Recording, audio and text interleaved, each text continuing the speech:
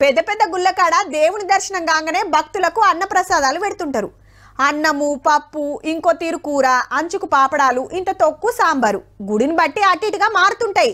ఎక్కడెక్కడికెళ్ళో భక్తులు వస్తుంటారు కాబట్టి అన్న సత్రాలు పెట్టి ఆకలి తిప్పలు తీరుస్తుంటారు. కడమ గుళ్ళ ముచ్చట తర్వాత చెప్పుకుందాం గాని ఓ పారి తిరుపతి కాడ చూద్దాం పాండ్రి.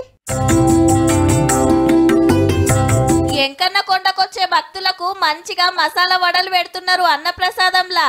దినం అన్నం, పప్పు, కొబ్బరి చట్నీ, సాంబారు, రసం, సల్లబొట్టు వడ్డిస్తారు.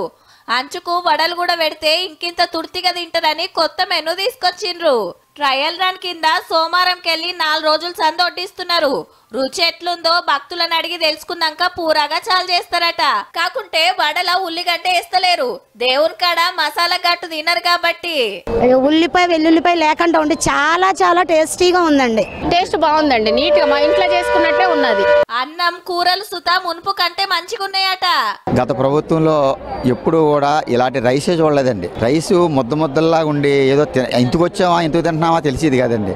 ఇవాళ రైస్ చూస్తే ఆ సాంబార్ కానీ ఇక్కడి నుంచి అలబిస్తలేదు. మేము 3 రోజులు అయిందండి ఇక్కడికి వచ్చి. ఇప్పటికైతే కొందరికే దొరుకుతున్నాయి. తిన్నోళ్ళంతా తారీఫ్ చేస్తున్నారు కాబట్టి వచ్చే నెల 4న రథసప్తమికి వెళ్ళి పూరాగా వడ్డిస్తారట. ఎంకన్న కొండకు పోతే కమ్మటి లడ్డూలే కాదు మంచిగా మసాలా వడలు కూడా తినొచ్చు.